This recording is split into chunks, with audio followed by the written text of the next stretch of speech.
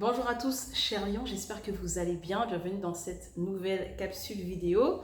Aujourd'hui, on va parler d'amour, on va parler de partenaire de réussite, on va parler de votre amoureux, de votre amoureuse. Comment choisir son amoureux ou son amoureuse pour son succès? Alors, cette capsule vous concerne si vous vous posez la question, si vous êtes libre et que vous vous posez la question, est-ce que je dois choisir cette personne ou pas? Qui est-ce que je dois choisir pour mon succès? Alors, on verra ce que j'entends par le mot succès, bien entendu, tout à l'heure. Alors, qui doit choisir? Et si vous êtes actuellement en couple, cette capsule vous aidera si vous vous posez la question de savoir si vous êtes avec la bonne personne. Parce qu'on se pose toujours ce genre de questions. Suis-je bien avec la bonne personne ou pas? Est-ce que je dois continuer ou pas? Si vous êtes célibataire, qui doit choisir pour mon succès? Alors, qu'est-ce que j'entends par succès? Ce que j'entends par succès, c'est votre propre définition du succès, bien entendu. Que ce soit au niveau émotionnel, c'est-à-dire votre bien-être, votre niveau de bonheur, que ce soit au niveau financier, les objectifs financiers que vous souhaitez atteindre, si 1 000 euros vous conviennent, si 2 000 euros vous conviennent, si 10 000 euros vous conviennent, c'est votre choix. Au niveau de votre santé, au niveau de, bref, de votre état de bien-être général. C'est ça votre succès et je vous invite à définir ce que vous entendez par succès, bien entendu, ok? Après, comme je suis sur Libérer le Lion, où on parle d'entrepreneuriat, on parle de réussite financière, on parle de contribution dans le monde, on parle d'impacter le monde, lorsque je vais parler de succès, bien entendu, je ferai référence à ma définition de succès pour Libérer le Lion, ok? Mais il vous appartient de définir votre propre notion de succès. Alors, on va commencer. Ça commence par un triangle, ok? En haut de ce triangle, il y a vos objectifs, ok? Donc là, j'ai mis joie, c'est votre état de bonheur de manière générale au quotidien, toute votre vie. Donc c'est ça votre objectif, hein, être bien. Vous avez des enfants, moi par exemple, j'ai un enfant, j'ai un garçon. Il est primordial pour moi dans ma relation sentimentale que cette relation m'apporte du bonheur. Alors ça ne veut pas dire que je suis malheureuse et que cette relation doit m'apporter ce que je n'ai pas. Je suis d'abord heureuse et cette relation est une option, est un plus pour m'apporter plus de bonheur. Mais en aucun cas, cette relation doit m'enlever mon sourire. Est-ce que vous saisissez la nuance? J'ai un enfant, j'ai un garçon de 4 ans et il a besoin que sa mère soit épanouie. En tout cas, moi, je veux être épanouie pour lui parce que je veux lui montrer un très bon exemple, je veux lui montrer que je suis bien, je veux communiquer de bonnes énergies. Donc, il est vraiment primordial pour moi que mon partenaire n'enlève pas mon sourire, ne crée pas des émotions négatives et désagréables, mais plutôt qu'il me donne du rayonnement. Ensuite, il y a contribution. Hein. Vous voulez impacter le monde, ou sinon vous voulez impacter votre quartier, vous voulez impacter votre ville, vous voulez juste impacter votre voisin, peu importe. On est toujours là pour impacter, quoi que l'on fasse, même si on considère qu'on ne fait rien, on impacte, on contribue dans ce monde de manière positive ou négative. Il y a vos investissements. Quels sont vos objectifs en termes d'investissement? Vous voulez investir dans du locatif, vous voulez investir en bourse. Votre santé, il est important pour vous d'être en bonne santé et votre CA. Par exemple, votre CA peut être d'atteindre la somme de 100 000 euros par an ou par mois, ok? C'est vous qui décidez, ok? Donc, tout en haut de la pyramide, il y a vos objectifs dans différents domaines. C'est vous qui choisissez vos objectifs. Je choisis ça à titre d'exemple pour Libérer le Lion, bien entendu. Ok.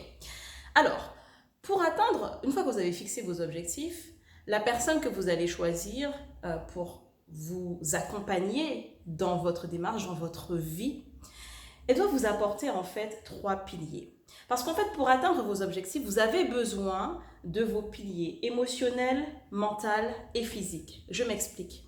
Pour atteindre, par exemple, les 100 000 euros de chiffre d'affaires, pour être capable de contribuer à grande échelle ou à petite échelle dans le monde, pour être capable d'investir, vous avez besoin d'avoir une haute énergie émotionnelle. Vous ne voulez pas vivre dans la peur, vous ne voulez pas vivre dans la crainte, vous ne voulez pas vivre dans l'hésitation, dans le blâme.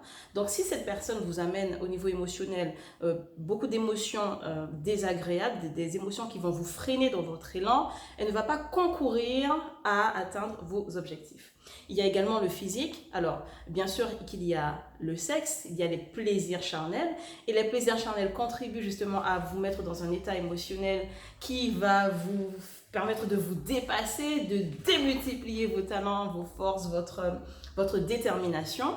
Il y a également la vitalité, hein, c'est pas que les plaisirs charnels, la vitalité c'est cette capacité à être en forme. Ça passe par ce que vous mangez, ce que vous buvez. Donc si votre partenaire n'a pas une très bonne hygiène de vie, ça va déteindre sur vous. Ou sinon, si vous avez une bonne hygiène de vie, il est possible également que votre hygiène de vie déteigne sur votre partenaire. On est toujours dans un rapport d'échange. C'est toujours un qui va suivre l'autre, ok? Mais ça va être très difficile de maintenir dans la durée si vous êtes complètement différents. Il faudra toujours qu'il y ait un accord. Cet accord-là se fera de manière naturelle ou ça ne se fera pas, ok? Et au niveau mental, si vous êtes en compagnie d'une personne qui vous dit, bah, écoute, je ne vais pas y arriver, ça ne sert à rien, ou que sa seule préoccupation, c'est, je ne sais pas, quel exemple je pourrais donner, qu'est-ce qu'on mange à midi, ou je dois acheter mon dernier iPhone. Alors, c'est pas mal d'acheter le dernier iPhone, mais je veux dire, si son seul objectif dans la vie, c'est d'acheter une grande télé ou le dernier iPhone et qu'il n'y a pas de stratégie derrière, il n'y a pas d'objectif, forcément, vous serez un peu limité, ok? Donc, en fait, votre partenaire de réussite, votre amoureux, votre amoureuse, doit vous permettre d'atteindre les objectifs que vous vous êtes fixés. Alors, le truc, c'est que l'amour, ce n'est pas mathématique, ce n'est pas vraiment intellectuel, ce n'est pas vraiment mental, on ne décide pas de tomber amoureux, on ne décide pas d'aimer telle ou telle personne. L'amour, ça vient et puis ça nous prend, ça nous saisit et on se laisse emporter.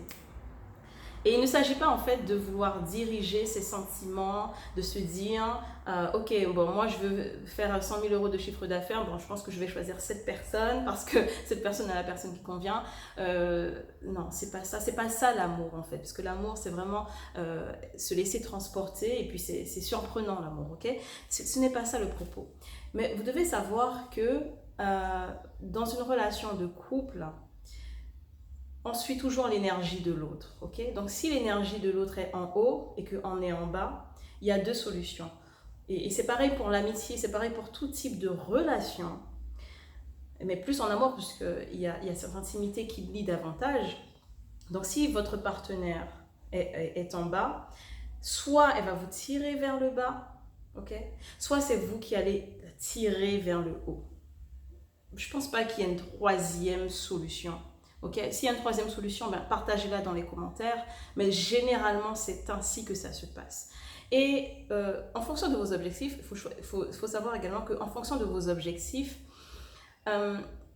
vous allez attirer une personne qui sera sur la même longueur d'onde. Okay? C'est pour ça que je vous dis que l'amour, ce n'est pas mathématique, ce n'est pas vous qui allez décider, ça va se faire naturellement. Moi, par exemple, dans l'état où je suis, ou vous, dans l'état où vous êtes, vous n'allez pas attirer n'importe quelle personne. On attire toujours à peu près les gens qui nous ressemblent ou des gens qui rentrent en résonance avec ce que nous sommes à l'intérieur de nous. C'est pour ça que je vous dis que l'amour, en fait, ça ne se décide pas. Ce schéma peut prêter à confusion, peut faire croire que l'on décide, mais en fait, à partir du moment où vous savez où vous voulez aller, les choses se font de manière naturelle. Ça, c'est une première chose. La deuxième chose, je vous ai dit, c'est soit vous allez vous tirer vers le bas, soit vous allez vous tirer vers le haut, ok?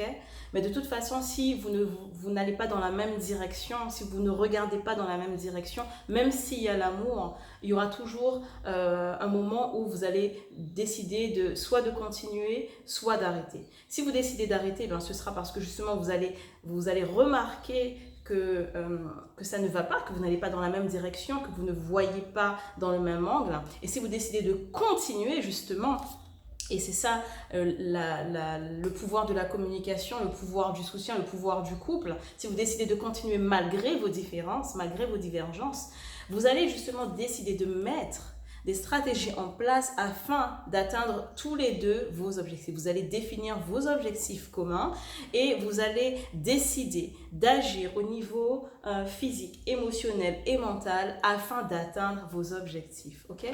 Voilà, c'est ce que je tenais à vous dire dans cette vidéo sur l'importance en fait de bien choisir son amoureux ou son amoureuse, son partenaire de réussite. Parce que moi, je considère que l'amour, le couple ou le mariage, peu importe la configuration sociale que l'on choisit, que ce soit concubinage ou mariage, c'est une histoire d'équipe, une histoire de partenariat, une histoire de contribution. Alors partagez cette vidéo autour de vous pour les lions qui veulent avoir de l'impact, qui veulent exprimer leur voix. Et quant à moi, je vous dis à la semaine prochaine pour une autre capsule. Passez un excellent week-end. Ciao.